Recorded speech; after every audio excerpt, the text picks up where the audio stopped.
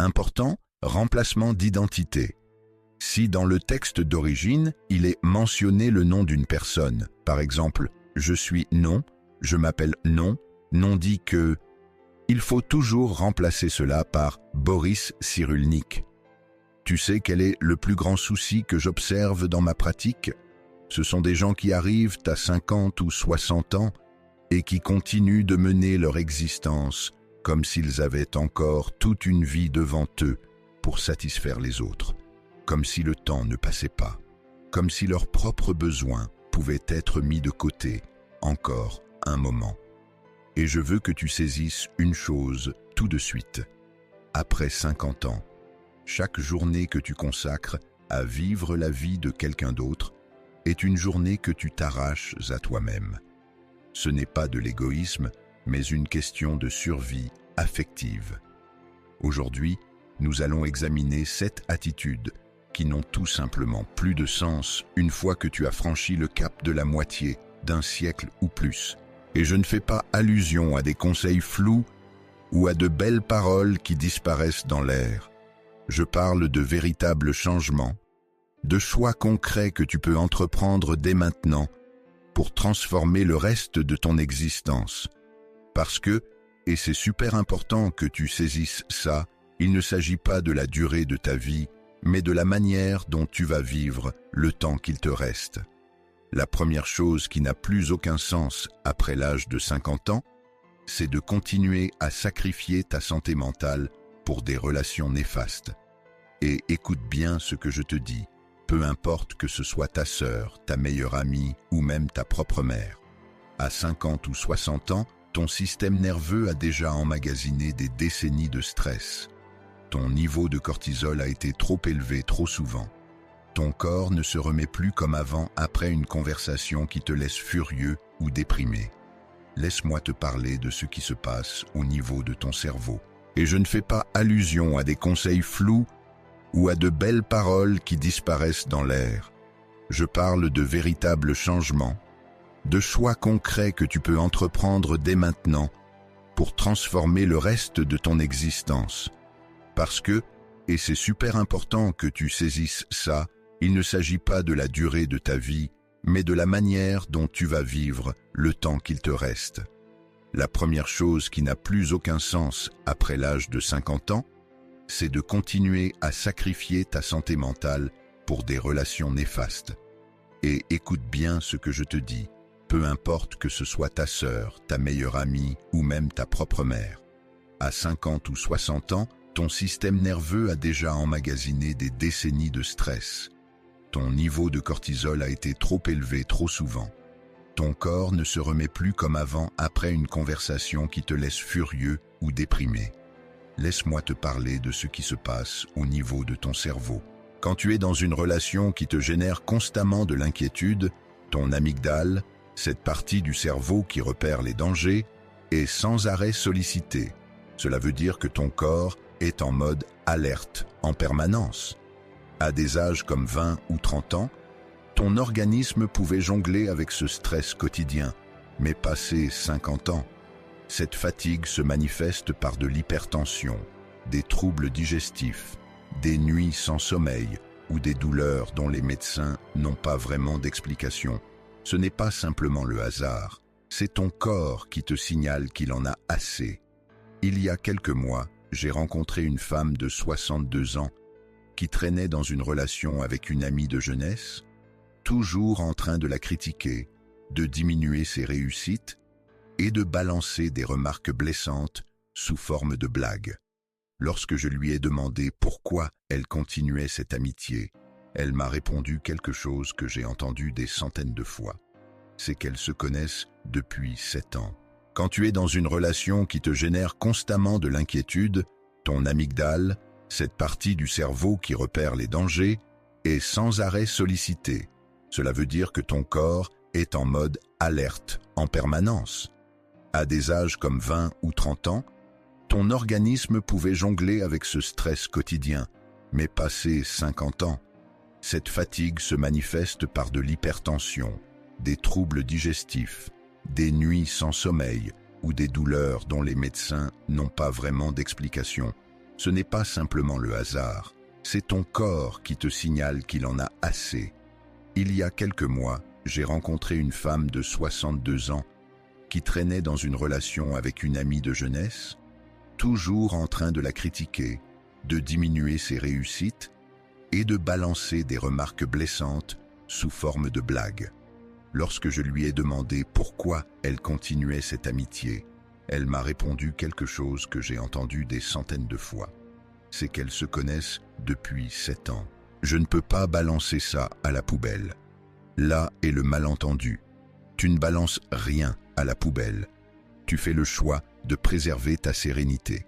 Tu choisis de ne pas succomber à une crise cardiaque parce que ton stress grimpe à chaque fois que tu reçois un message de cette personne. La fidélité compte, mais la fidélité envers toi-même est sacrée.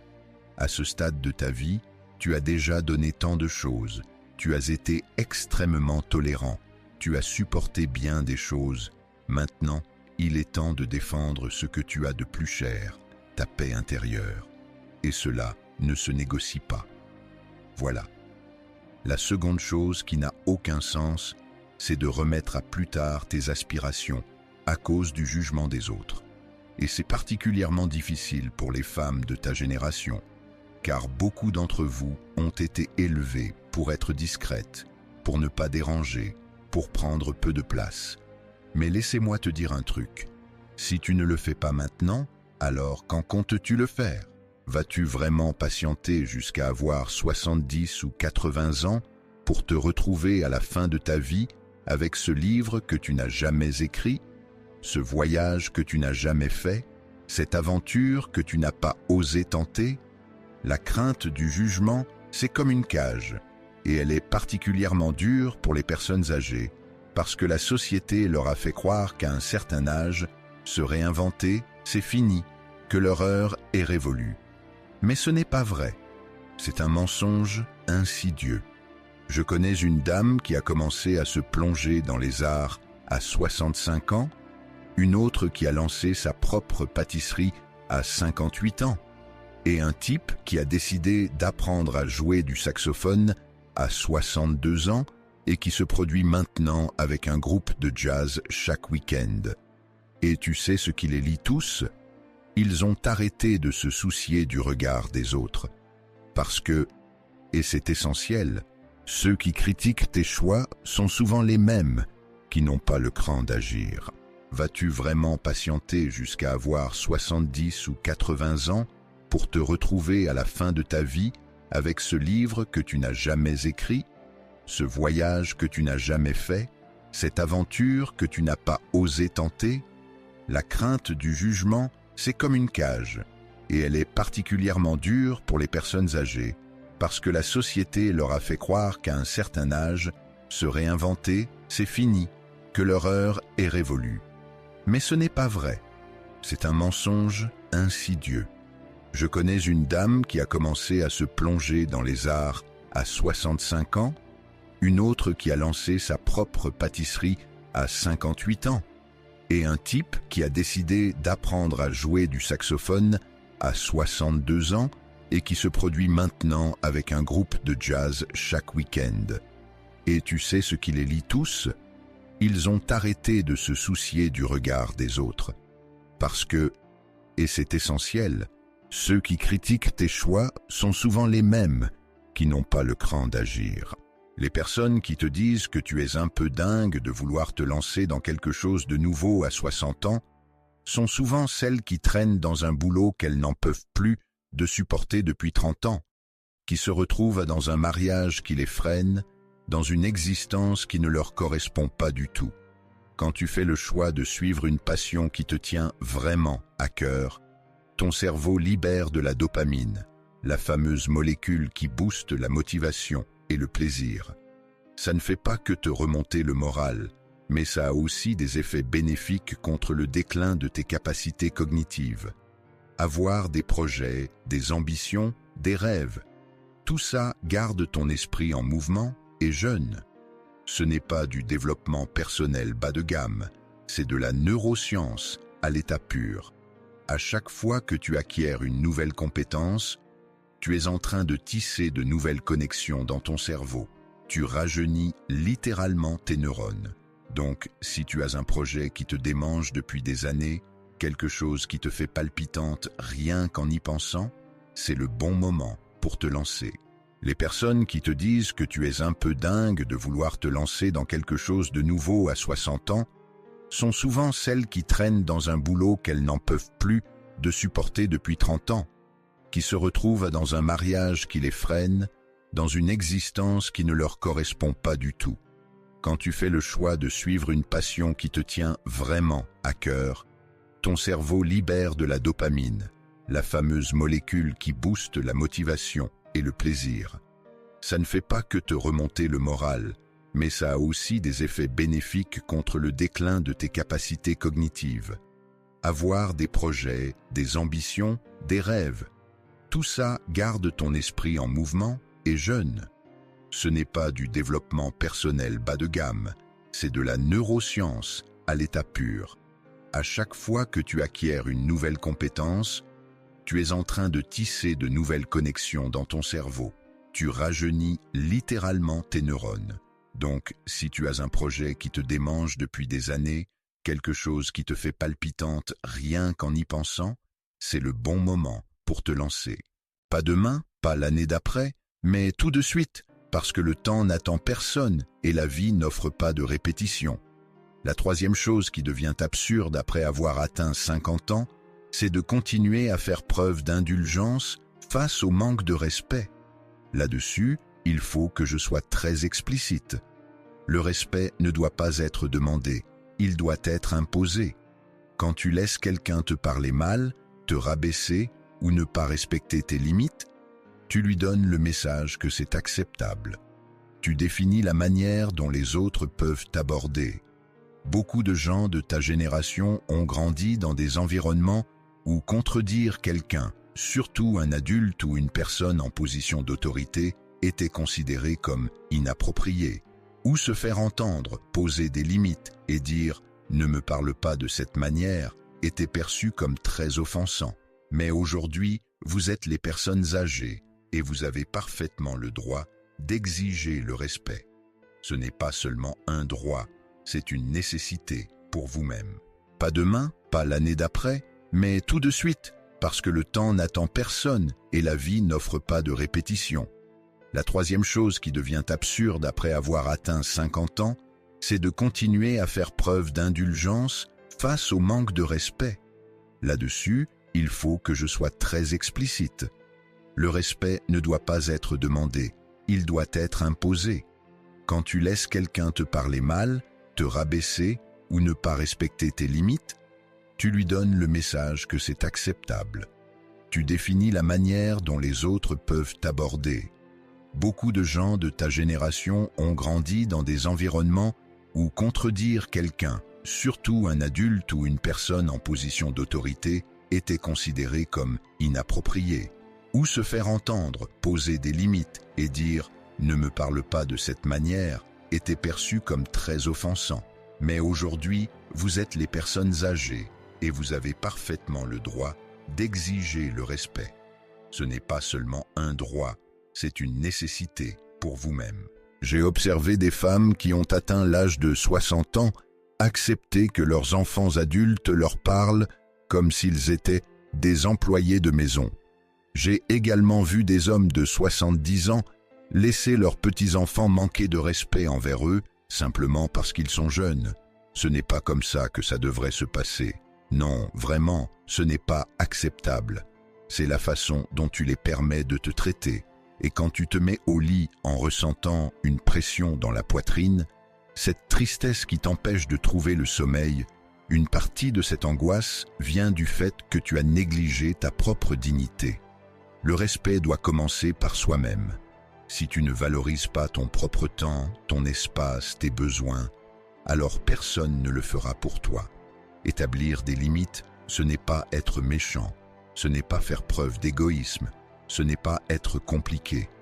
Poser des limites, c'est dire « Je compte aussi, ma tranquillité a de l'importance, mes émotions sont légitimes. » Et voici un point crucial. Mettre des limites peut provoquer de l'inconfort. Les personnes qui étaient habituées à te traiter comme un paillasson vont avoir une réaction négative. Elles vont dire que tu as changé, que tu es devenu amer, que tu n'es plus celui que tu étais auparavant.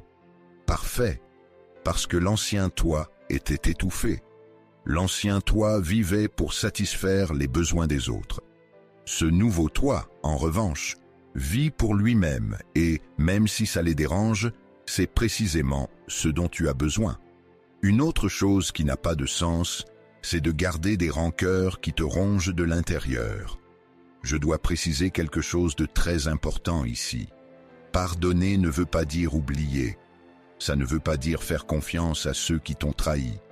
Ça ne veut pas dire ouvrir ton cœur à celui qui t'a blessé. Pardonner, c'est se débarrasser du poids que tu traînes pour pouvoir avancer léger. Le pardon, c'est un cadeau que tu te fais à toi-même, pas à l'autre. Quand tu gardes une rancune, quand tu ressasses encore et toujours cette trahison, cette injustice, cette blessure, tu entretiens cette situation dans ta tête. Les personnes qui étaient habituées à te traiter comme un paillasson vont avoir une réaction négative. Elles vont dire que tu as changé, que tu es devenu amer, que tu n'es plus celui que tu étais auparavant. Parfait, parce que l'ancien toi était étouffé. L'ancien toi vivait pour satisfaire les besoins des autres. Ce nouveau toi, en revanche, vit pour lui-même et, même si ça les dérange, c'est précisément ce dont tu as besoin. Une autre chose qui n'a pas de sens, c'est de garder des rancœurs qui te rongent de l'intérieur. Je dois préciser quelque chose de très important ici. Pardonner ne veut pas dire oublier. Ça ne veut pas dire faire confiance à ceux qui t'ont trahi. Ça ne veut pas dire ouvrir ton cœur à celui qui t'a blessé.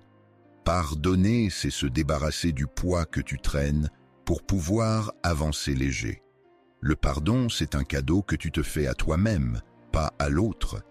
Quand tu gardes une rancune, quand tu ressasses encore et toujours cette trahison, cette injustice, cette blessure, tu entretiens cette situation dans ta tête.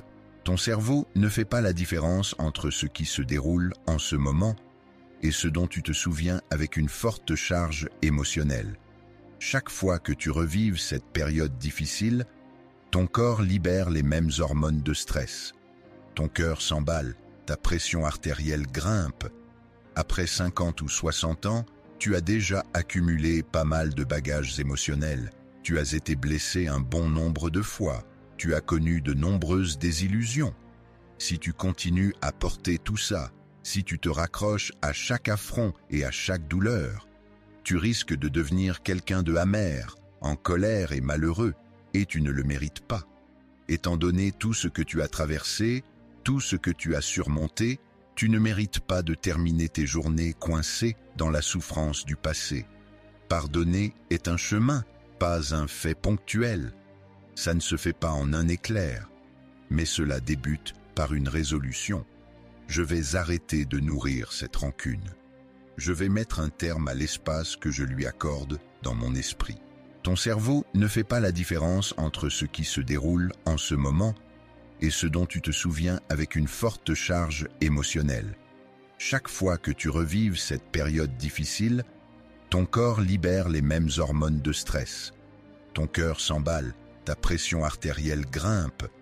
Après 50 ou 60 ans, tu as déjà accumulé pas mal de bagages émotionnels. Tu as été blessé un bon nombre de fois. Tu as connu de nombreuses désillusions. Si tu continues à porter tout ça, si tu te raccroches à chaque affront et à chaque douleur, tu risques de devenir quelqu'un de amer, en colère et malheureux, et tu ne le mérites pas. Étant donné tout ce que tu as traversé, tout ce que tu as surmonté, tu ne mérites pas de terminer tes journées coincées dans la souffrance du passé. Pardonner est un chemin, pas un fait ponctuel.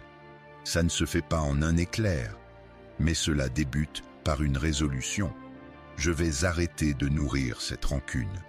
Je vais mettre un terme à l'espace que je lui accorde dans mon esprit. Chaque fois que je revois cette pensée, je m'efforce de l'accepter et de la laisser partir. Un peu comme on relâche un ballon pour le voir s'envoler.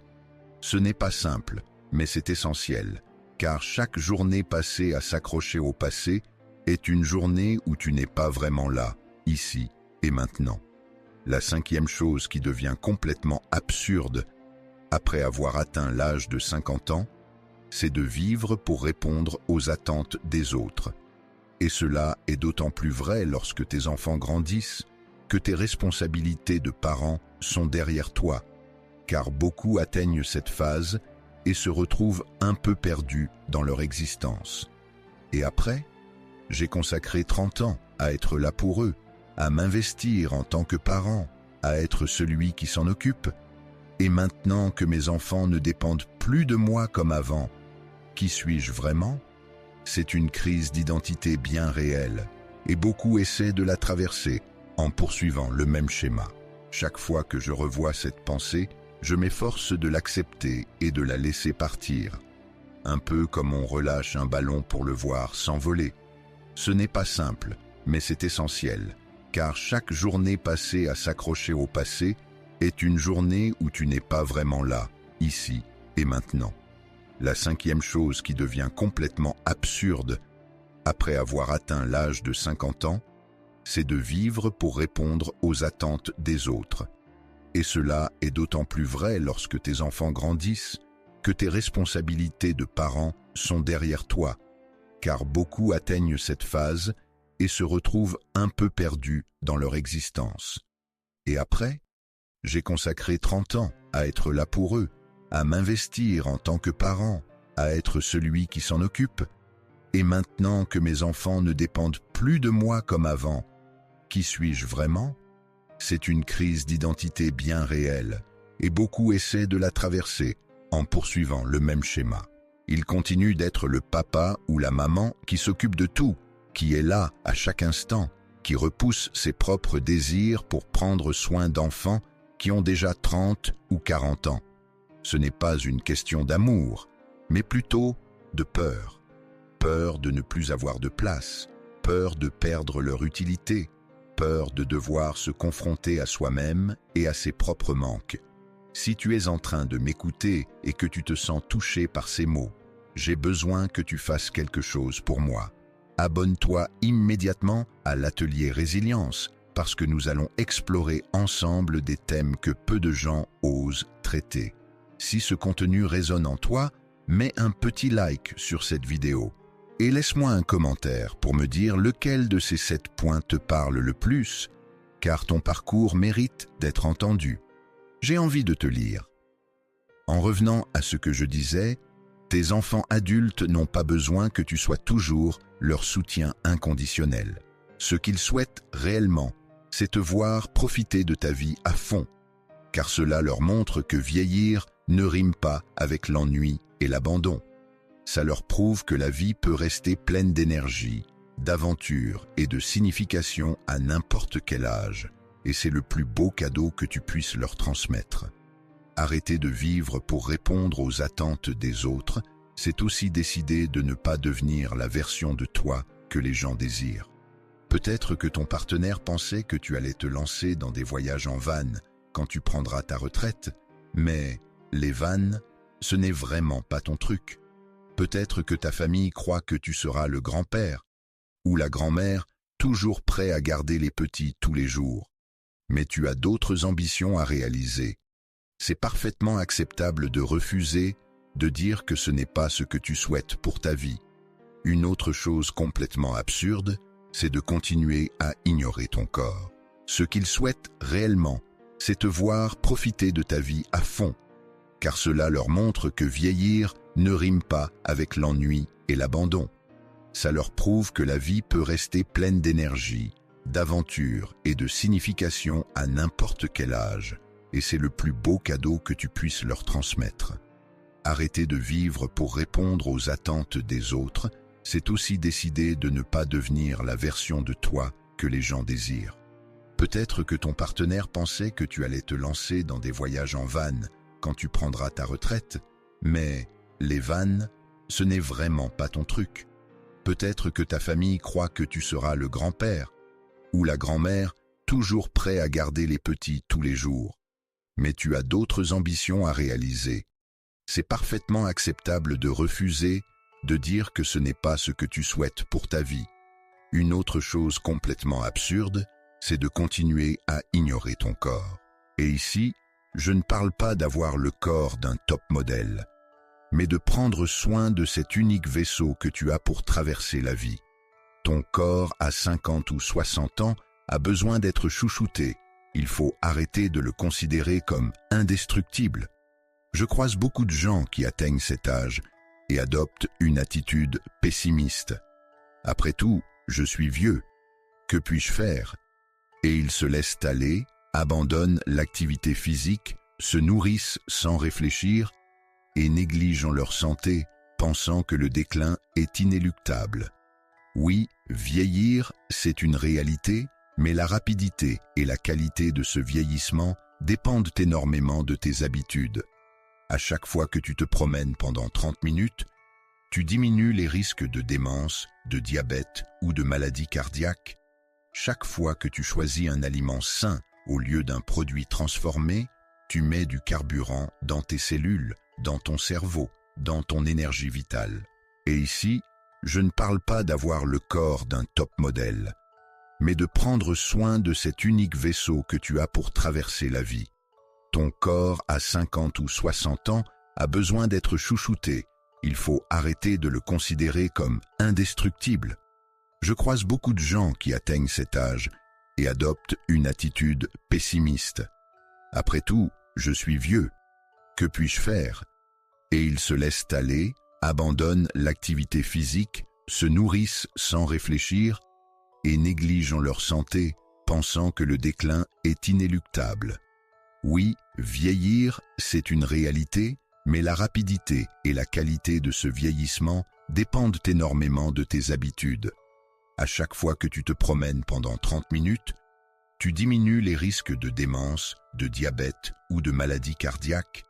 Chaque fois que tu choisis un aliment sain au lieu d'un produit transformé, tu mets du carburant dans tes cellules, dans ton cerveau, dans ton énergie vitale. Chaque nuit où tu te reposes entre 7 et 8 heures, tu donnes à ton cerveau l'occasion de se débarrasser des substances nocives, à ton corps de se restaurer et à ton système immunitaire de devenir plus solide. Ce n'est pas question de devenir un sportif de haut niveau. C'est plutôt honorer ton corps, le remercier pour tout ce qu'il a accompli pour toi au fil des années et lui fournir ce dont il a besoin pour fonctionner correctement. Car même si tu possèdes toute la richesse du monde ou tous les plans les plus élaborés, si ta santé se détériore, tout cela perd de son importance. Ton corps, c'est ta vraie demeure et tu ne peux pas la quitter. J'ai observé des transformations impressionnantes chez des gens qui, à l'âge de 60 ans, ont décidé de vraiment prendre soin d'eux. Des hommes qui parviennent à renverser leur prédiabète, des femmes qui retrouvent leur vitalité, des personnes qui n'ont plus besoin de 5 médicaments car elles ont opéré un changement dans leur quotidien. Il n'est jamais trop tard. Chaque nuit où tu te reposes entre 7 et 8 heures, tu donnes à ton cerveau l'occasion de se débarrasser des substances nocives, à ton corps de se restaurer et à ton système immunitaire de devenir plus solide. Ce n'est pas question de devenir un sportif de haut niveau. C'est plutôt honorer ton corps, le remercier pour tout ce qu'il a accompli pour toi au fil des années et lui fournir ce dont il a besoin pour fonctionner correctement. Car même si tu possèdes toute la richesse du monde ou tous les plans les plus élaborés, si ta santé se détériore, tout cela perd de son importance. Ton corps, c'est ta vraie demeure et tu ne peux pas la quitter. J'ai observé des transformations impressionnantes chez des gens qui, à l'âge de 60 ans, ont décidé de vraiment prendre soin d'eux. Des hommes qui parviennent à renverser leur prédiabète, des femmes qui retrouvent leur vitalité, des personnes qui n'ont plus besoin de 5 médicaments car elles ont opéré un changement dans leur quotidien. Il n'est jamais trop tard. Il n'est jamais trop tard pour commencer à prendre soin de soi, mais il ne faut pas non plus procrastiner indéfiniment. Et dans cette quête de bien-être, il y a un aspect souvent mis de côté, la vie intime. On a cette idée reçue qu'après avoir atteint l'âge de 50 ans, il n'y aurait plus de place pour le désir, comme si cela était réservé uniquement aux plus jeunes. C'est encore un autre mythe véhiculé par la société. L'intimité physique, le plaisir et les liens affectifs sont des besoins humains qui ne disparaissent pas avec le temps. Si des difficultés se présentent, il est essentiel de consulter, d'explorer des solutions, mais il ne faut jamais penser que ta vie intime est close simplement parce que tu es arrivé à un certain stade de ta vie. La dernière chose qui n'a aucun sens passer ce cap, c'est de continuer à remettre à demain une vie qui pourrait ne jamais avoir lieu. Combien de fois j'ai entendu des gens dire « Quand je serai à la retraite, je me lancerai dans telle activité, quand j'aurai plus de temps, quand mes petits-enfants seront grands, quand j'aurai un peu plus d'argent de côté. » Et les années continuent de défiler sans que ce moment idéal ne se manifeste, car il n'existe tout simplement pas. Il y aura toujours une raison de repousser, toujours une excuse, toujours quelque chose de plus urgent à régler. La vie ne se déroule pas dans le futur, elle s'exprime ici et maintenant, même pendant que tu m'écoutes, que tu prends une respiration, que ton cœur continue de battre. C'est ta vie, cet instant. Et si tu le laisses filer en attendant des conditions parfaites, tu passes à côté de ce qui est vraiment essentiel, le moment présent. Penser qu'après la retraite, tu pourras profiter de tout ton temps pour faire ce que tu souhaites est risqué, car tu ne sais pas quelle santé t'attendra, combien d'énergie tu auras encore, ni ce que tu pourras réaliser physiquement. Combien de fois j'ai entendu des gens dire « Quand je serai à la retraite, je me lancerai dans telle activité, quand j'aurai plus de temps, quand mes petits-enfants seront grands, quand j'aurai un peu plus d'argent de côté. » Et les années continuent de défiler sans que ce moment idéal ne se manifeste, car il n'existe tout simplement pas. Il y aura toujours une raison de repousser, toujours une excuse, toujours quelque chose de plus urgent à régler. La vie ne se déroule pas dans le futur, elle s'exprime ici et maintenant, même pendant que tu m'écoutes, que tu prends une respiration, que ton cœur continue de battre. C'est ta vie, cet instant. Et si tu le laisses filer en attendant des conditions parfaites, tu passes à côté de ce qui est vraiment essentiel, le moment présent. Penser qu'après la retraite, tu pourras profiter de tout ton temps pour faire ce que tu souhaites est risqué, car tu ne sais pas quelle santé t'attendra, combien d'énergie tu auras encore, ni ce que tu pourras réaliser physiquement. Il existe des personnes qui arrivent à la retraite et 2 ans après, se retrouvent avec un souci de santé majeur qui bouleverse tous leurs projets. Et il est alors trop tard pour ce voyage, cette aventure, cette expérience qu'ils ont toujours rêvé de réaliser. Si tu ressens une vraie envie de faire quelque chose, lance-toi dès aujourd'hui, même si cela commence petit, même si c'est juste pour te renseigner, établir un plan ou mettre de côté un peu d'argent, mais agis. Car l'action crée un élan et cet élan engendre d'autres actions. Cependant, si tu attends que tout soit idéal, tu ne feras jamais le premier pas. Après avoir passé le cap des 50 ans, chaque année semble filer plus vite. C'est un véritable phénomène psychologique. À mesure que les années passent, ta perception du temps s'accélère, car chaque année représente une part de moins en moins significative de ta vie globale. Quand tu as 10 ans, une année fait 10% de ta vie. À 60 ans, cela ne représente plus que moins de 2%. Il existe des personnes qui arrivent à la retraite et 2 ans après, se retrouvent avec un souci de santé majeur qui bouleverse tous leurs projets. Et il est alors trop tard pour ce voyage, cette aventure, cette expérience qu'ils ont toujours rêvé de réaliser. Si tu ressens une vraie envie de faire quelque chose, lance-toi dès aujourd'hui, même si cela commence petit, même si c'est juste pour te renseigner, établir un plan ou mettre de côté un peu d'argent, mais agis, car l'action crée un élan et cet élan engendre d'autres actions. Cependant, si tu attends que tout soit idéal, tu ne feras jamais le premier pas. Après avoir passé le cap des 50 ans, chaque année semble filer plus vite. C'est un véritable phénomène psychologique. À mesure que les années passent, ta perception du temps s'accélère, car chaque année représente une part de moins en moins significative de ta vie globale.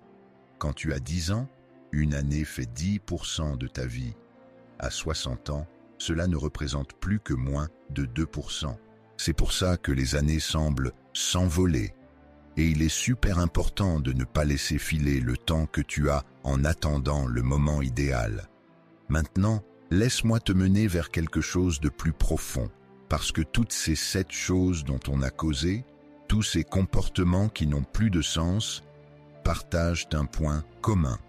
Ce sont des signes d'une déconnexion avec toi-même, d'avoir passé des décennies à vivre en mode automatique, à jouer des rôles, à satisfaire des attentes extérieures, sans jamais prendre le temps de se demander ce qu'on désire vraiment, de quoi on a besoin, qui l'on est au-delà de ce qu'on fait pour les autres. Et cette déconnexion a un coût émotionnel très élevé.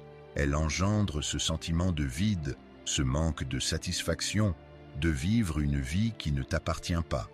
Sur le plan physique, cela se traduit par des douleurs persistantes, des maladies, et par cette fatigue qui ne s'estompe pas même avec le sommeil. C'est pour ça que les années semblent s'envoler.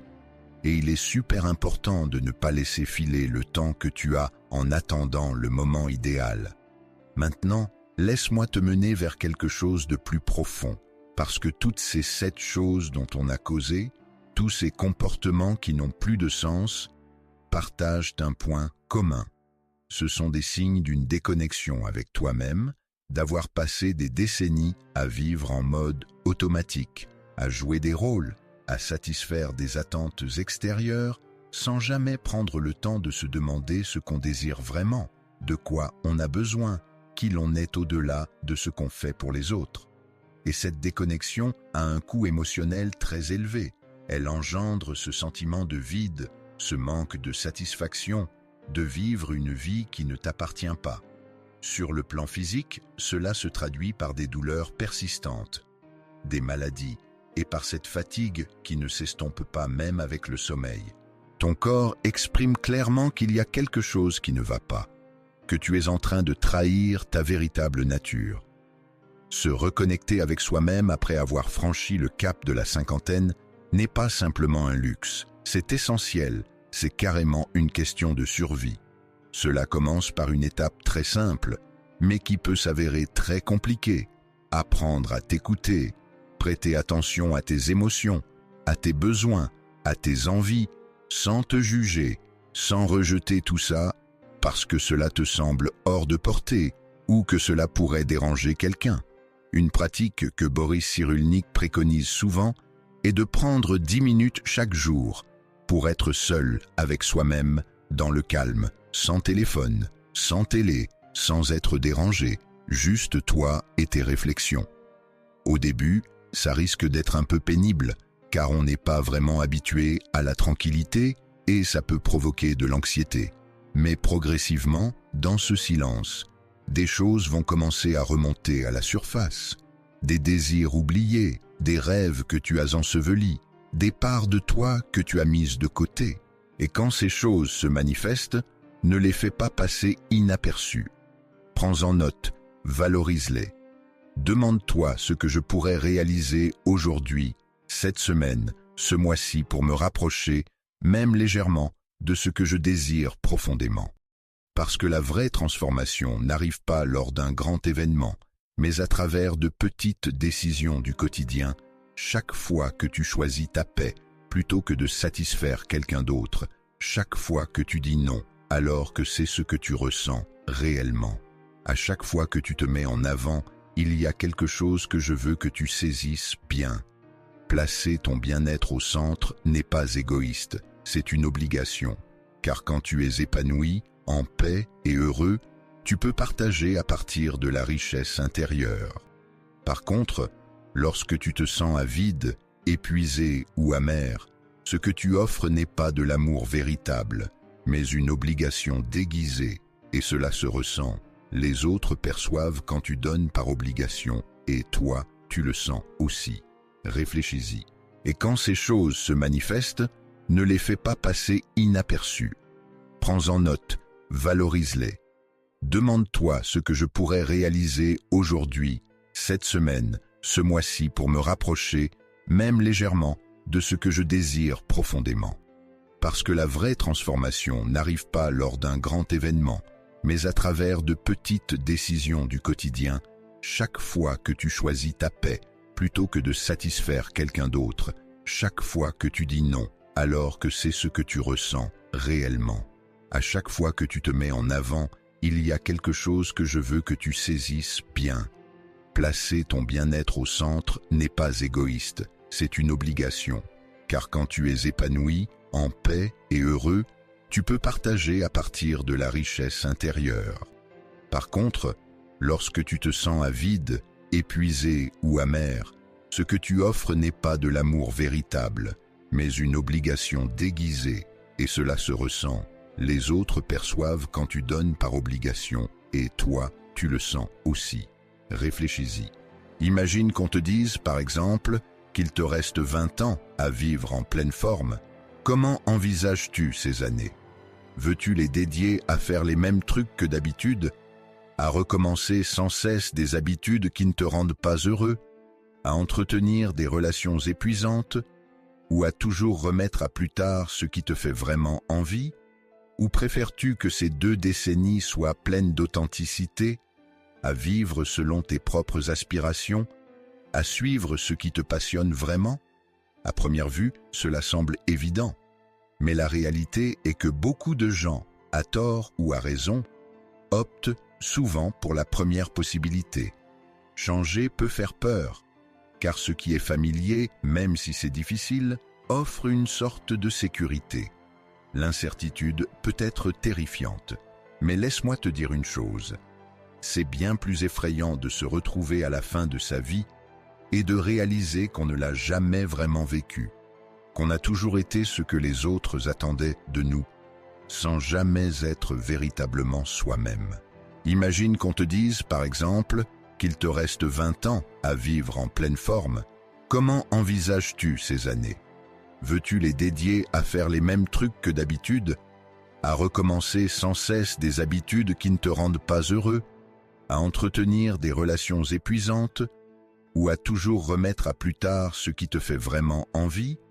Ou préfères-tu que ces 2 décennies soient pleines d'authenticité, à vivre selon tes propres aspirations, à suivre ce qui te passionne vraiment? À première vue, cela semble évident, mais la réalité est que beaucoup de gens, à tort ou à raison, optent souvent pour la première possibilité. Changer peut faire peur, car ce qui est familier, même si c'est difficile, offre une sorte de sécurité. L'incertitude peut être terrifiante, mais laisse-moi te dire une chose. C'est bien plus effrayant de se retrouver à la fin de sa vie et de réaliser qu'on ne l'a jamais vraiment vécu, qu'on a toujours été ce que les autres attendaient de nous, sans jamais être véritablement soi-même. Je ne prétends pas que tu dois opérer des transformations radicales du jour au lendemain. Je ne dis pas que tu dois te séparer, quitter ton job, déménager à l'étranger, même si cela pourrait être ce dont tu as réellement besoin. Ce que j'implique, c'est que tu devrais entamer quelques ajustements mineurs qui te rapprochent de la vie que tu désires. Ces ajustements peuvent être aussi simples que d'apprendre à dire non sans se sentir mal, de consacrer 1 heure chaque semaine à une activité qui te passionne, ou de poser des limites avec quelqu'un qui te dépasse toujours. Chaque petit changement est une affirmation que tu as de la valeur, que ta vie est importante, que tes désirs sont légitimes, et avec le temps, tous ces petits ajustements s'accumulent pour donner naissance à une existence tout à fait différente, une existence qui est la tienne. Maintenant, je sais que certains d'entre vous se disent « C'est beau tout ça, Boris Cyrulnik, mais ma vie est très complexe. Ça ne se fait pas si facilement. » Et tu as raison, ce n'est pas une mince affaire. Je ne prétends pas que tu dois opérer des transformations radicales du jour au lendemain. Je ne dis pas que tu dois te séparer, quitter ton job, déménager à l'étranger, même si cela pourrait être ce dont tu as réellement besoin. Ce que j'implique, c'est que tu devrais entamer quelques ajustements mineurs qui te rapprochent de la vie que tu désires. Ces ajustements peuvent être aussi simples que d'apprendre à dire non sans se sentir mal, de consacrer 1 heure chaque semaine à une activité qui te passionne, ou de poser des limites avec quelqu'un qui te dépasse toujours. Chaque petit changement est une affirmation que tu as de la valeur, que ta vie est importante, que tes désirs sont légitimes, et avec le temps, tous ces petits ajustements s'accumulent pour donner naissance à une existence tout à fait différente, une existence qui est la tienne. Maintenant, je sais que certains d'entre vous se disent « C'est beau tout ça, Boris Cyrulnik, mais ma vie est très complexe. Ça ne se fait pas si facilement. » Et tu as raison, ce n'est pas une mince affaire. Je n'ai jamais affirmé que c'était simple. J'ai dit que c'était indispensable. Et il y a une grande distinction entre simple et indispensable. Respirer est incontournable, mais quand tu es en train de te noyer, ce n'est pas une partie de plaisir. C'est exactement la même chose pour transformer ta vie après 50 ans. Ce n'est pas simple. Tu vas faire face à l'opposition de ceux qui t'entourent, qui sont à l'aise avec la version antérieure de toi et qui se sentiront menacés par ce nouveau toi. Et tu vas aussi rencontrer des résistances en toi-même, avec tes propres peurs et tes doutes. Mais c'est essentiel, car l'autre option est de passer le reste de ton existence dans une vie ordinaire qui ne te satisfait pas. Et ordinaire ne veut pas dire pauvre ou sans réussite. Tu peux avoir des ressources financières, un bon statut, une belle maison, et vivre une existence ordinaire si ce n'est pas celle que tu veux vraiment. Ordinaire signifie vivre en dessous de tes capacités, c'est accepter moins que ce que tu mérites vraiment. C'est comme accepter des petits morceaux quand tu pourrais savourer un repas entier. Maintenant, parlons d'un sujet que beaucoup préfèrent éviter, la solitude. Quand tu commences à définir des limites, à te libérer de relations toxiques, à arrêter de vouloir plaire à tout le monde, tu risques de te retrouver avec moins de gens autour de toi, et ça peut être intimidant. La solitude peut faire peur, mais laisse-moi préciser un point important. Être seul ne signifie pas forcément se sentir isolé. Il est possible d'être entouré de monde et de se sentir très seul si ces liens ne sont pas authentiques. À l'inverse, tu peux être seul et ressentir une belle harmonie avec toi-même. La solitude devient difficile uniquement quand tu n'apprécies pas ta propre compagnie, quand tu es en fuite face à toi-même. Par contre, si tu as pris le temps de te reconnecter, de vraiment te connaître et de t'accepter tel que tu es, alors la solitude se transforme en un moment précieux, un sanctuaire où tu peux te retrouver. Je ne dis pas que tu dois te cloîtrer. C'est comme accepter des petits morceaux quand tu pourrais savourer un repas entier. Maintenant, parlons d'un sujet que beaucoup préfèrent éviter, la solitude. Quand tu commences à définir des limites, à te libérer de relations toxiques, à arrêter de vouloir plaire à tout le monde, tu risques de te retrouver avec moins de gens autour de toi, et ça peut être intimidant. La solitude peut faire peur, mais laisse-moi préciser un point important. Être seul ne signifie pas forcément se sentir isolé. Il est possible d'être entouré de monde et de se sentir très seul si ces liens ne sont pas authentiques. À l'inverse, tu peux être seul et ressentir une belle harmonie avec toi-même. La solitude devient difficile uniquement quand tu n'apprécies pas ta propre compagnie, quand tu es en fuite face à toi-même.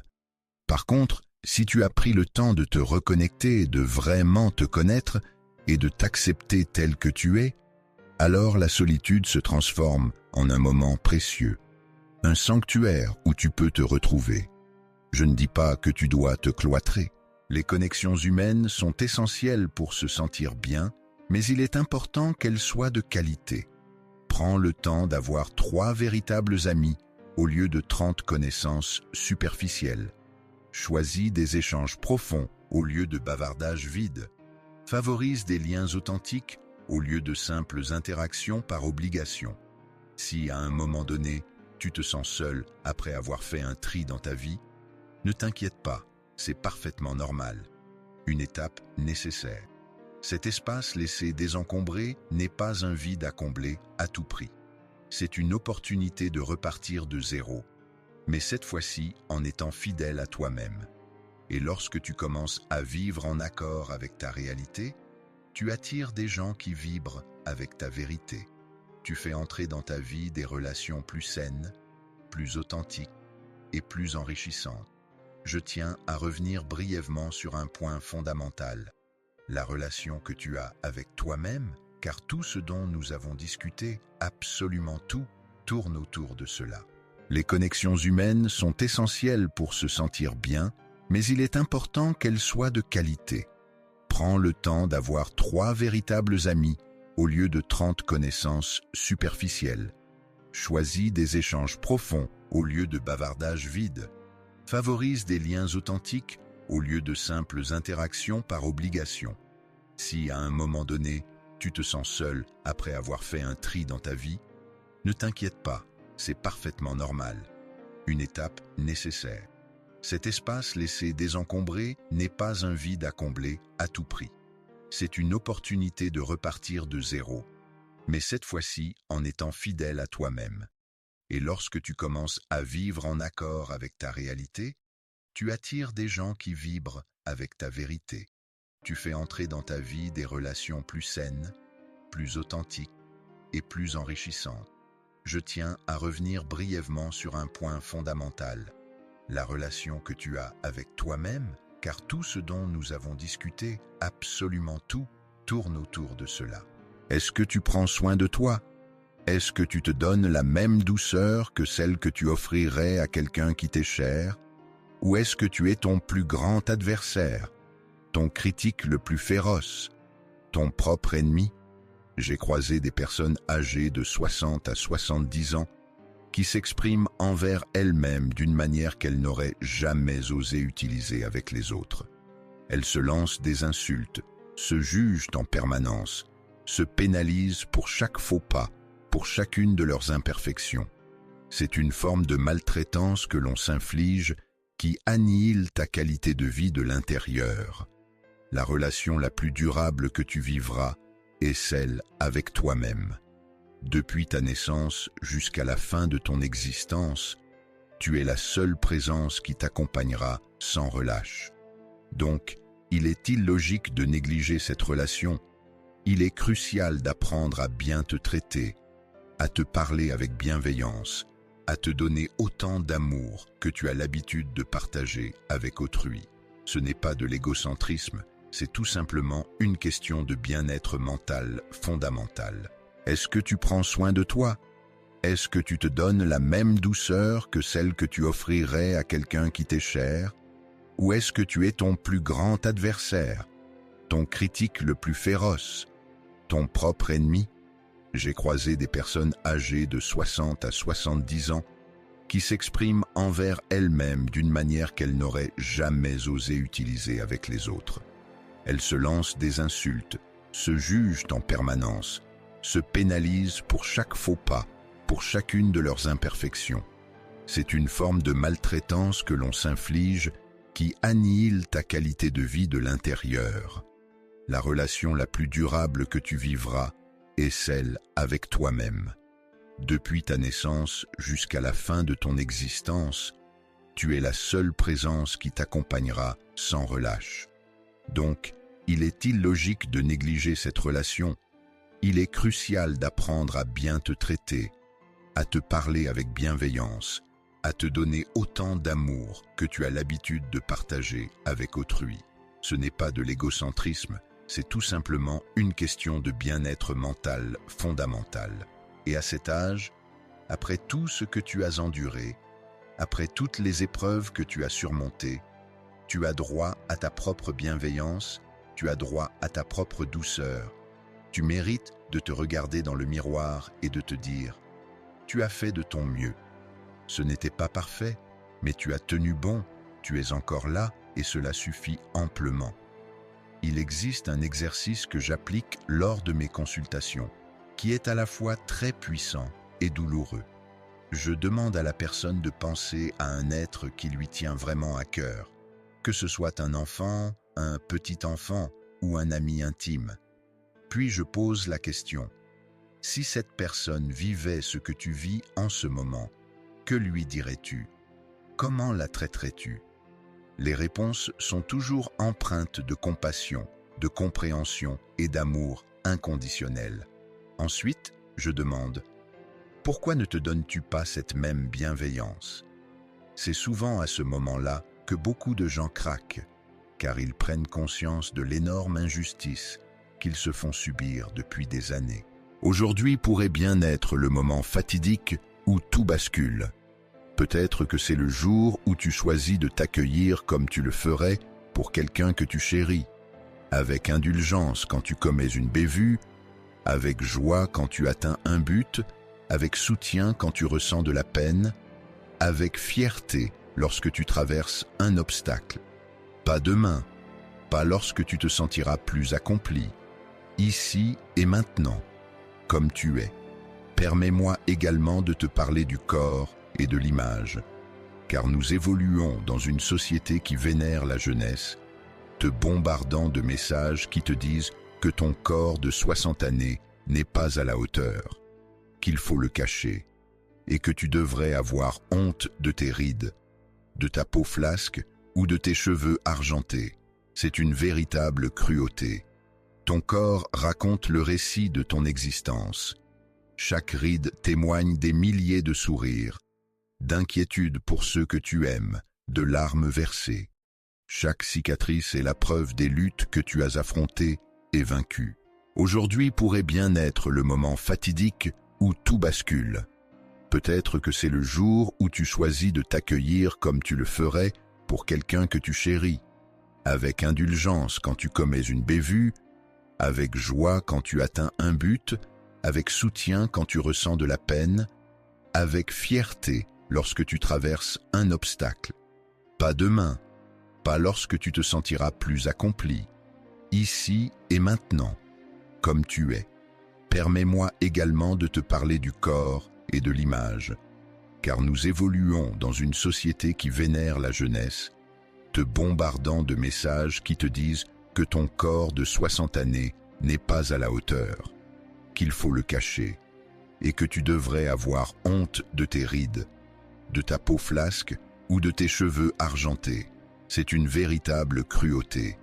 Ton corps raconte le récit de ton existence.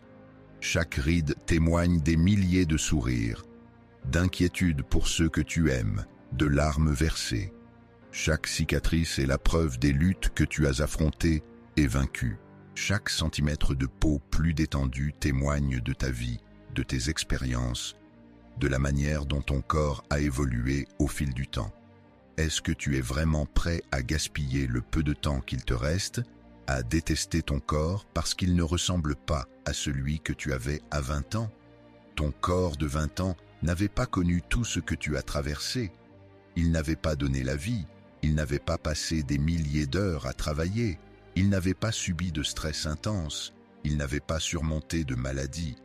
Ce corps que tu portes maintenant est un vrai combattant, un survivant, et il mérite ton admiration, pas ton mépris. Quand tu observes une personne âgée que tu apprécies, quelqu'un qui dégage une sagesse et une sérénité, est-ce que tu te concentres sur ses rides, ou tu perçois son essence, sa présence, la lumière qui se dégage d'elle? La beauté à cet âge ne se mesure pas à une peau lisse. Elle émane de l'authenticité, de la confiance en soi et d'une acceptation de qui tu es devenu. Chaque centimètre de peau plus détendue témoigne de ta vie, de tes expériences, de la manière dont ton corps a évolué au fil du temps. Est-ce que tu es vraiment prêt à gaspiller le peu de temps qu'il te reste, à détester ton corps parce qu'il ne ressemble pas à celui que tu avais à 20 ans? Ton corps de 20 ans n'avait pas connu tout ce que tu as traversé. Il n'avait pas donné la vie, il n'avait pas passé des milliers d'heures à travailler, il n'avait pas subi de stress intense, il n'avait pas surmonté de maladies. Ce corps que tu portes maintenant est un vrai combattant, un survivant, et il mérite ton admiration, pas ton mépris. Quand tu observes une personne âgée que tu apprécies, quelqu'un qui dégage une sagesse et une sérénité, est-ce que tu te concentres sur ses rides, ou tu perçois son essence, sa présence, la lumière qui se dégage d'elle? La beauté à cet âge ne se mesure pas à une peau lisse. Elle émane de l'authenticité, de la confiance en soi et d'une acceptation de qui tu es devenu. Les individus les plus séduisants que je croise à ce moment de la vie sont ceux qui se sentent bien dans leur peau, qui avancent avec une confiance acquise grâce à leurs expériences et apprentissages. Ils possèdent cette lueur dans le regard qui ne provient que de l'authenticité de leur existence, de leur présence à l'instant. Cela vaut de l'or. Aucune lotion, aucune opération ne pourra t'apporter cela. Ce sentiment vient uniquement de l'intérieur. À présent, j'aimerais aborder un sujet délicat mais essentiel. Les relations amoureuses à ce stade de la vie. Beaucoup atteignent le cap des 50 ou 60 ans et se rendent compte qu'ils sont coincés dans une relation qui a perdu tout son éclat depuis longtemps. Pourtant, ils y restent, souvent par habitude, par peur ou simplement parce qu'ils ignorent ce qu'ils pourraient changer. Il est donc crucial d'être franchement honnête avec soi-même. Est-ce que tu es dans cette relation parce qu'elle t'apporte vraiment quelque chose, qu'elle te rend heureux, qu'elle est bâtie sur de l'amour et du respect mutuel? Les individus les plus séduisants que je croise à ce moment de la vie sont ceux qui se sentent bien dans leur peau, qui avancent avec une confiance acquise grâce à leurs expériences et apprentissages. Ils possèdent cette lueur dans le regard qui ne provient que de l'authenticité de leur existence, de leur présence à l'instant. Cela vaut de l'or. Aucune lotion, aucune opération ne pourra t'apporter cela. Ce sentiment vient uniquement de l'intérieur. À présent, j'aimerais aborder un sujet délicat mais essentiel. Les relations amoureuses à ce stade de la vie. Beaucoup atteignent le cap des 50 ou 60 ans et se rendent compte qu'ils sont coincés dans une relation qui a perdu tout son éclat depuis longtemps. Pourtant, ils y restent, souvent par habitude, par peur ou simplement parce qu'ils ignorent ce qu'ils pourraient changer. Il est donc crucial d'être franchement honnête avec soi-même. Est-ce que tu es dans cette relation parce qu'elle t'apporte vraiment quelque chose, qu'elle te rend heureux, qu'elle est bâtie sur de l'amour et du respect mutuel? Est-ce que tu restes là parce que tu as peur de la solitude ou parce que ça fait longtemps que vous êtes ensemble? Peut-être que tu te demandes ce que les autres penseront si jamais tu te sépares à cet âge de la vie. Je ne dis pas qu'il faut absolument se séparer, mais je pense qu'il est essentiel d'examiner sincèrement ta situation. Certains couples passent par des moments difficiles à cette étape de la vie et réussissent à se retrouver, à se redécouvrir, à bâtir une relation plus solide et authentique. Cependant, il y a aussi des gens qui cohabitent simplement, qui partagent un domicile sans vraiment vivre ensemble. Et ça, c'est un peu comme être des morts vivants. Si ta relation rencontre des difficultés, n'hésite pas à en parler. Cherche du soutien professionnel, essaie de raviver la flamme. Mais si tu as déjà exploré toutes les options et qu'il ne reste plus rien à sauver, si la dynamique est devenue néfaste ou juste vide, alors avoir le courage de dire « ça ne marche pas » n'est pas un échec. C'est un geste de sincérité et de respect envers toi-même et vis-à-vis de l'autre. La vie est trop courte pour la passer dans une relation où tu n'es pas épanoui. Recommencer à 60 ans, ce n'est pas du tout une folie. J'ai croisé des gens qui se sont séparés à 65 ans et qui ont trouvé l'amour de leur existence à 70. J'ai aussi rencontré des personnes qui, après une quarantaine d'années de mariage douloureux, ont décidé de vivre seules et ont découvert une sérénité qu'elles n'avaient jamais expérimentée. Il n'existe pas une seule voie correcte. Le chemin qui compte, c'est celui qui te fait sentir vivant et en harmonie avec toi-même. Si tu es dans une belle relation, prends-en soin. Ne la considère pas comme acquise. Ne pense pas que parce que vous êtes ensemble depuis 30 ans, Vous n'avez plus besoin d'investir dans votre couple. Les relations les plus épanouissantes à cet âge-là, ce sont celles où chacun continue à évoluer, où ils s'encouragent dans leurs projets personnels, où il y a des échanges profonds, des rires sincères et une intimité tant émotionnelle que physique. La vie est trop courte pour la passer dans une relation où tu n'es pas épanoui.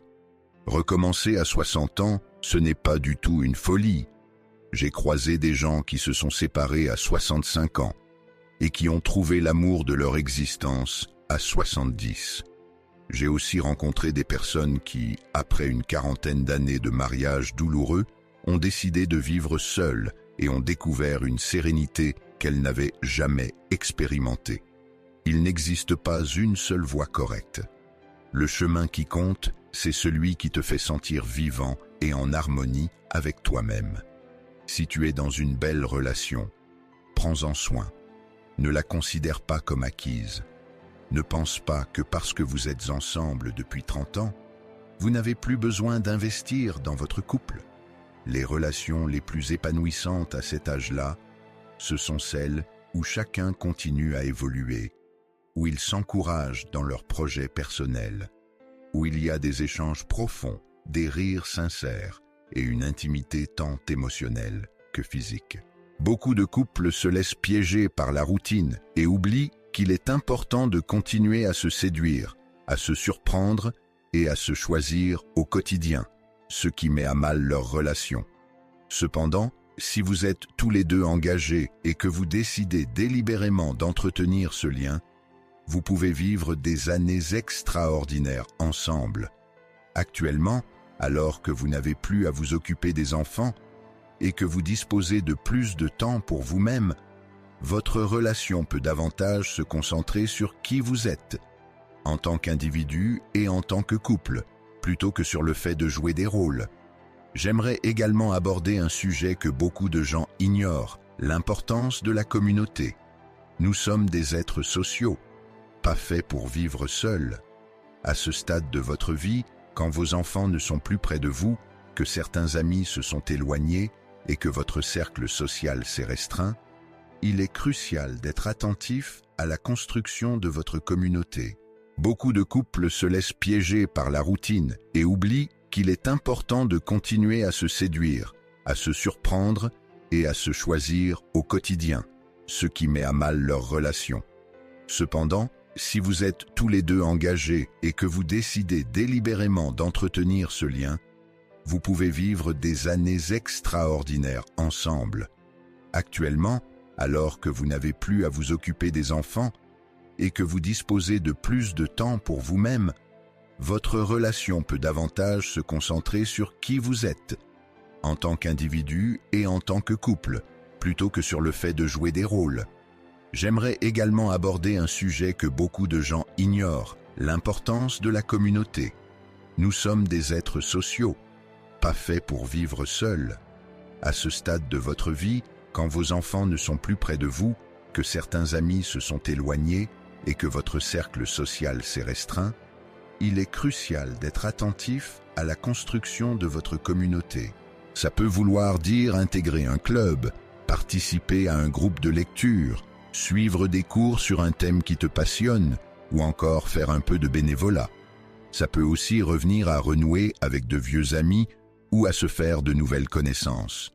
Oui, se lier d'amitié à 60 ans, c'est tout à fait réalisable. Ça demande un peu d'effort. Il faut accepter d'être vulnérable et dépasser cette petite gêne qui nous freine à dire « J'aimerais bien être ton ami ». La solitude est vraiment un des plus gros soucis de santé pour les personnes âgées. Elle est souvent liée à la dépression, au déclin des capacités cognitives et à divers problèmes physiques. Ce n'est pas un sujet à prendre à la légère. Ce n'est pas quelque chose à mettre de côté en espérant que la situation s'améliore d'elle-même. Si tu te sens isolé, il faut agir. Prends contact avec cet ami dont tu n'as plus de nouvelles. Accepte cette invitation que tu aurais d'ordinaire déclinée. Sors de ta zone de confort, car juste de l'autre côté de ce moment un peu gênant, il y a des liens, des rires et la vie. Ça peut vouloir dire intégrer un club, participer à un groupe de lecture, suivre des cours sur un thème qui te passionne, ou encore faire un peu de bénévolat. Ça peut aussi revenir à renouer avec de vieux amis ou à se faire de nouvelles connaissances. Oui, se lier d'amitié à 60 ans, c'est tout à fait réalisable. Ça demande un peu d'effort. Il faut accepter d'être vulnérable et dépasser cette petite gêne qui nous freine à dire « J'aimerais bien être ton ami ».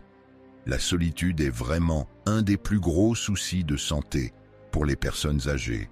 Elle est souvent liée à la dépression, au déclin des capacités cognitives et à divers problèmes physiques. Ce n'est pas un sujet à prendre à la légère.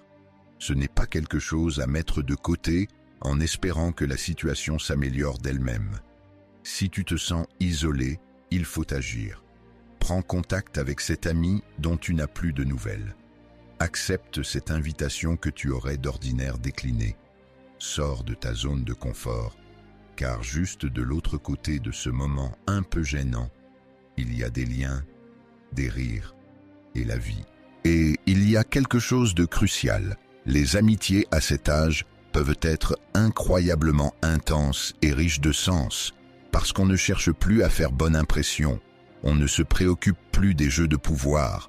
On peut vraiment être soi-même et se relier à d'autres qui sont également dans cette quête d'authenticité.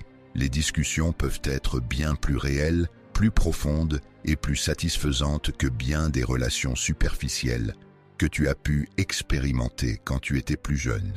Maintenant, permets-moi de te faire penser à l'héritage, pas dans un sens matériel, même si c'est aussi important, mais plutôt en ce qui concerne l'empreinte que tu souhaites laisser. Quand tu ne seras plus là, comment aimerais-tu être remémoré? Que voudrais-tu que tes enfants, tes petits-enfants et toutes les personnes qui t'ont connu disent de toi? Souhaites-tu qu'ils se souviennent de quelqu'un de frustré, aigri, qui a toujours eu tendance à se plaindre? Ou veux-tu qu'on se souvienne de quelqu'un qui a vécu à fond, qui a fait preuve de bravoure, qui a suivi ses passions, qui a aimé intensément, qui a partagé sa sagesse et son temps? Ton héritage se construit dès maintenant, chaque jour, à chaque choix que tu fais, à la façon dont tu traites les autres, à la manière dont tu vis ta vie. Et la bonne nouvelle, c'est qu'il n'est jamais trop tard pour commencer à bâtir l'héritage que tu désires vraiment laisser. Si jusqu'à présent, ta vie n'a pas été celle que tu espérais, tu peux changer cela dès aujourd'hui. Une partie de cet héritage, c'est aussi la sagesse que tu peux transmettre. Car après 50 ou 60 ans de vie, tu as une vision que les plus jeunes n'ont pas encore. Tu as observé des modèles, tiré des leçons et traversé des crises qui, au moment où elles se sont présentées, semblaient impossibles à surmonter. Cette sagesse, elle a une valeur inestimable. Où veux-tu qu'on se souvienne de quelqu'un qui a vécu à fond, qui a fait preuve de bravoure, qui a suivi ses passions, qui a aimé intensément, qui a partagé sa sagesse et son temps? Ton héritage se construit dès maintenant, chaque jour, à chaque choix que tu fais, à la façon dont tu traites les autres, à la manière dont tu vis ta vie. Et la bonne nouvelle, c'est qu'il n'est jamais trop tard pour commencer à bâtir l'héritage que tu désires vraiment laisser. Si jusqu'à présent, ta vie n'a pas été celle que tu espérais, tu peux changer cela dès aujourd'hui. Une partie de cet héritage, c'est aussi la sagesse que tu peux transmettre. Car après 50 ou 60 ans de vie, tu as une vision que les plus jeunes n'ont pas encore.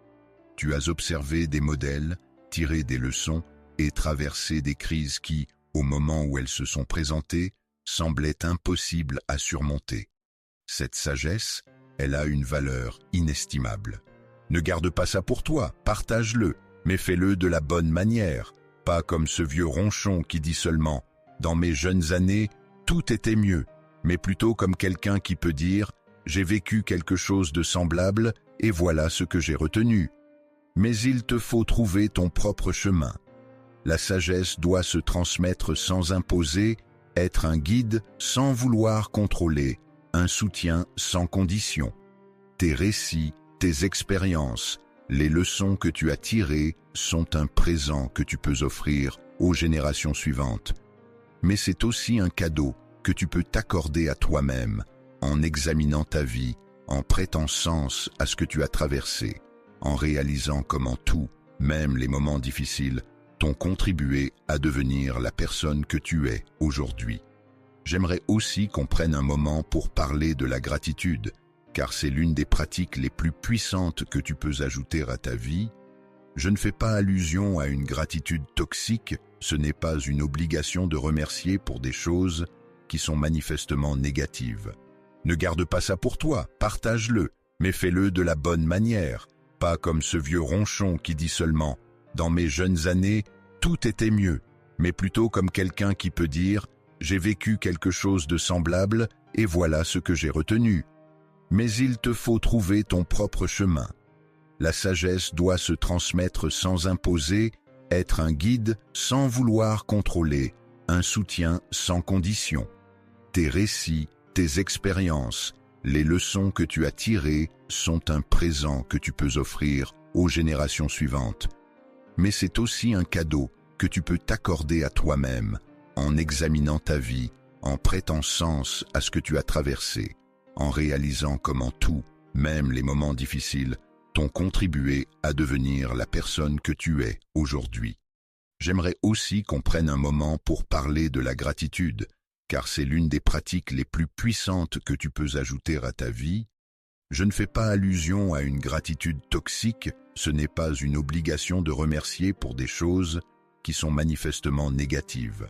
Je veux te parler de comment entraîner ton esprit à repérer les bonnes choses dans ta vie. À l'âge de 60 ans, il est facile de se laisser emporter par la nostalgie, de pleurer sur ce que tu as perdu, ce que tu n'as pas accompli, ou encore de te rappeler comment était ton corps avant ta vie d'autrefois. Mais cette mélancolie peut devenir un gouffre sans fin qui te prive de toute joie. La gratitude, c'est le remède. Chaque jour, essaie de dénicher 3 petites choses pour lesquelles tu es vraiment reconnaissant. Elles peuvent sembler banales, un café chaud, un coup de téléphone d'un ami, le soleil qui caresse ton visage, un corps qui, même avec ses imperfections, continue de te permettre de bouger, de voir, d'entendre, de ressentir. La gratitude n'ignore pas les épreuves, mais elle t'aide à garder une vue d'ensemble équilibrée. Elle te rappelle qu'à côté de la souffrance, il y a également de la beauté, qu'à côté de la perte, on trouve encore des présences, et qu'avec le vieillissement viennent aussi la profondeur et la sagesse qui se construisent avec le temps. Je veux te parler de comment entraîner ton esprit à repérer les bonnes choses dans ta vie. À l'âge de 60 ans, il est facile de se laisser emporter par la nostalgie, de pleurer sur ce que tu as perdu, ce que tu n'as pas accompli, ou encore de te rappeler comment était ton corps avant ta vie d'autrefois. Mais cette mélancolie peut devenir un gouffre sans fin qui te prive de toute joie. La gratitude, c'est le remède. Chaque jour, essaie de dénicher 3 petites choses pour lesquelles tu es vraiment reconnaissant. Elles peuvent sembler banales, un café chaud, un coup de téléphone d'un ami, le soleil qui caresse ton visage, un corps qui, même avec ses imperfections, continue de te permettre de bouger, de voir, d'entendre, de ressentir. La gratitude n'ignore pas les épreuves, mais elle t'aide à garder une vue d'ensemble équilibrée. Elle te rappelle qu'à côté de la souffrance, il y a également de la beauté, qu'à côté de la perte, on trouve encore des présences, et qu'avec le vieillissement viennent aussi la profondeur et la sagesse qui se construisent avec le temps. Et à partir de cette reconnaissance, tu peux vivre de manière plus entière, parce que quand tu apprécies ce que tu as, tu en profites vraiment plus. Quand tu comprends que rien n'est éternel et que tout est temporaire, tu savoures chaque instant. Tu ne prends plus pour acquis le temps passé avec ceux que tu chéris. Tu ne remets plus à plus tard ces conversations essentielles. Tu ne gaspilles plus des journées entières dans des drames inutiles. Laisse-moi te dire un truc important. Aucun de ces changements dont on parle n'arrivera sans un peu d'inconfort. Modifier des habitudes que tu as depuis des décennies, c'est pas simple. Ton cerveau fonctionne d'une manière bien spécifique. Tu as établi des coutumes, des réactions automatiques, des manières de penser qui sont profondément enracinées. Se libérer de ça exige un effort délibéré et continu. Il y aura des jours où tu auras envie de revenir à ce que tu connais, même si cette routine ne te rend pas heureux. Il y aura des occasions où la culpabilité te prendra par surprise, parce que tu auras posé des limites. Il y aura des gens qui vont essayer de te faire revenir à tes anciennes habitudes. Dans ces moments-là, souviens-toi de ce qui t'a poussé à changer. N'oublie pas que ton équilibre personnel est une priorité que tu ne peux pas marchander. Reste déterminé dans ta démarche envers toi-même. C'est vrai que le changement peut être dérangeant, mais le regret de ne pas avoir évolué est bien plus lourd à porter. Ce sentiment de regret te guette si tu ne fais pas les choses maintenant. Tu ne souhaites pas te retrouver, en fin de vie, à te demander « Qu'est-ce qui se serait passé si j'avais eu le courage de me choisir ? Qu'est-ce qui se serait passé si j'avais vécu ma vie à ma façon ? Qu'est-ce qui se serait passé si j'avais suivi mes propres rêves au lieu de ceux des autres ?» Ce sont des questions sans réponse qui peuvent devenir pesantes avec le temps, mais tu as encore la chance de t'assurer qu'elles ne surgissent jamais. Tu as encore le temps de mener une existence qui te permettra, le jour venu, de dire « J'ai fait de mon mieux ». Il y aura des gens qui vont essayer de te faire revenir à tes anciennes habitudes. Dans ces moments-là, souviens-toi de ce qui t'a poussé à changer. N'oublie pas que ton équilibre personnel est une priorité que tu ne peux pas marchander. Reste déterminé dans ta démarche envers toi-même. C'est vrai que le changement peut être dérangeant, mais le regret de ne pas avoir évolué est bien plus lourd à porter. Ce sentiment de regret te guette si tu ne fais pas les choses maintenant. Tu ne souhaites pas te retrouver, en fin de vie, à te demander « Qu'est-ce qui se serait passé si j'avais eu le courage de me choisir ? Qu'est-ce qui se serait passé si j'avais vécu ma vie à ma façon ? Qu'est-ce qui se serait passé si j'avais suivi mes propres rêves au lieu de ceux des autres ? Ce sont des questions sans réponse qui peuvent devenir pesantes avec le temps, mais tu as encore la chance de t'assurer qu'elles ne surgissent jamais.